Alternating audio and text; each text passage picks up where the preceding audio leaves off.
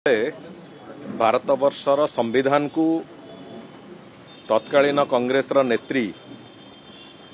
संपूर्ण रूपे ध्वस्त करके निज कबलित करने को चेष्टा करते। भारत वर्षर इतिहास रे गणतांत्रिक इतिहास रे गोटे कला दिन चली से समय रे जो माने लड़ई करथिले, जो माने से समय रे कारावरण करथिले, जो माने सेतेबेले आजिर जो संविधान को लेकिन आम सम्मान करुचे से संविधान को बंचेबारे जो मानकर भूमिका थिला सेमानंकु सम्मान दिया जाऊ, सेमानंकु विभिन्न जो कथा अच्छी तांको रेकग्निशन दिया जाऊ, तांको सम्मान दिया जाऊ। ए प्रक्रिया पई दीर्घ दिन धरिकी लोकतंत्र सेनानी संघ हिसाब रे सेमानंकर दाबी थिला। वर्ष वर्ष धरिकी से दाबी सरकार पाखे उपस्थापन करुथिले। गत 24 वर्षर सरकार भी से बाबद रे जदिओ से अनेक लोक से सरकार रे थिले जो माने इमरजेंसी समय रे कारावरण करथिले, से आंदोलन में सामिल थिले थिबा सत्वे भी से कथा हेई पारि नथिला। आज मु तो धन्यवाद देवी माननीय मुख्यमंत्री श्री मोहन चरण माझी को जे से निष्पत्ति नेले, घोषणा करथिले पूर्वरु एवं आज विधिबद्ध भाव में सरकार तरफ घोषणा करागला एकता जे लोकतंत्र सेनानी जो माने अछंती,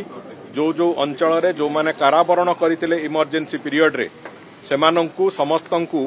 एक ऑनरारियम दिया जिवो एवं ऑनरारियम जो तांको दिया जिवो से तांको सम्मान रे दिया जिवो एवं तांको गोटे स्वाधीनता संग्रामी जो भाया भाव में आज रेकग्निशन पाइचंती से भाई भाव में लोकतंत्र सेनानी को भी आम रेकग्निशन दिगला सरकारी स्तर में जे से माने देश जातिर जाति देशर संविधान तांकर लड़ई जो से माने लड़ीचंती ताकू सरकारी स्तर में स्वीकृति दिगला एवं तांकू एक सम्मानजनक भाव में जो तांकर जो एक सम्मान निधि तांको मानक उद्देश्य रे से कथा भी आज मुख्यमंत्री घोषणा करिसंती। निश्चित भाव में आज दिन ओडिशा इतिहास रे एक ऐतिहासिक दिन होइक रहिबो मु भाबुची कहले अत्युक्ति हबो। देखंतु जो माने आर्थिक स्वच्छल अछंती से माने जो माने स्वतः निज पक्षरु चाहिबे से कथा को ग्रहण न करिबा पई तांकर आर्थिक स्वच्छलता दृष्टिकोणरु से कथा से माने निजे फेरेइबे, किंतु जो सम्मान निधि जोटा सरकार निष्पत्ति होती तार गाइडलाइन तार क्राइटेरिया जहाँ अच्छी जो माने सेतेबेले से लड़ई रे सामिल थिले सेमानंकर समस्तंक पई एकता घोषणा होती। जो माने आर्थिक स्वच्छलता जो मानकर अच्छी जो मानकर एभली कथार आवश्यकता नहीं से माने से कथा को निजे स्वतः फेरई पारिबे। किंतु गोटे बड़ कथा होची जे सेतेबेले जो माने लड़ई करथिले जो माने निजर परिवार को पछरे पकईकी एक कथा को भविष्यत अंधकारमय भविष्यत भीतर को निजको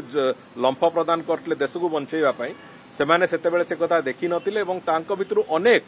अनेक आज तारीख रे अत्यंत दुस्थ अवस्था रे भी अछंती। निजर ट्रीटमेंट पई भी तांको पाखरे पैसा नाही एक कथा देखिले आखिरे लुह आसीबो, किंतु सरकार जहाँ आज करिसंती मु भाबुची निश्चित भाव में तांकर जो हृत सम्मान से सम्मान निश्चित भाव में फेरई दबा पई एवं तांकु समाज रे लोकतंत्र सेनानी भाव में तांकु प्रतिष्ठित करैबा पई तांकर परिचय को आउ थरे सम्मानित करैबा पई सरकार जहाँ करिसंती निश्चित भाव में सेतरे सहायक।